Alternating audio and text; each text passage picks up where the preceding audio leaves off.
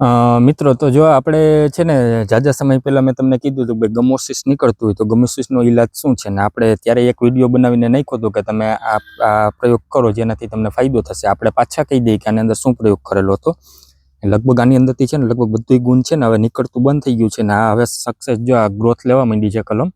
હવે આમાં ગમોસિસનું પ્રમાણ નથી ને આપણે થોડું ઘણું આની અંદર માઇક્રોન્યુટન આપેલું છે એટલે આ ગ્રોથ લેવાનું ચાલુ કરી દીધું છે એટલે આનો પ્રયોગ છે ને એ સક્સેસ ગયો છે.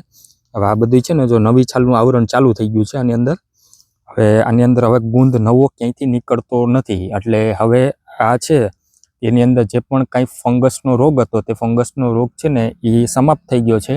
હવે તમારી કલમ જે પણ કાંઈ આ રીતની હોય એ સુરક્ષિત છે. ને મિત્રો આની અંદર આપણે કરેલું છે એક સ્ટેપ્રોસાયક્લિન એન્ટીબેક્ટેરિયલ જે દવા આવે છે જે આપણે બેક્ટેરિયા માટે જે છંટકાવ મારતા હોય છે એ પડીકી તમને 60 રૂપિયાની મળી જાય અને તે 15 લીટર પંપની અંદર તમે 2 ગ્રામનો ઉપયોગ કરી શકો. ને આની અંદર મેં બોડો પેસ્ટ કરેલો છે એટલે સ્ટેપ્રોસાયક્લિન એમાં થોડી ઘણી માત્રામાં નાખેલી છે ને બીજું બ્લુ કોપર છે, કોપર સલ્ફેટ અને કોપર ઓક્સીક્લોરાઇડ આવે છે તે બંનેનો ઉપયોગ કરી શકો બોડો પેસ્ટ બનાવવામાં.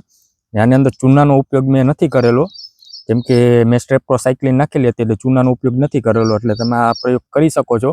અને આ રીતનો જો તમારે ગુંદ નીકળતો હોય તો આ તમને સક્સેસ સારું રહેશે. અને હા, ખાસ કરીને જો જ્યાં પણ ગુંદ નીકળતું હોય ત્યાં તમારે છોલ કરીને કાપી નાખવાનું, ઊંડે સુધી લાકડું દેખાઈ જાય ત્યાં સુધી કાપી નાખવાનું એટલે તમને સક્સેસ સારું મળશે મિત્રો.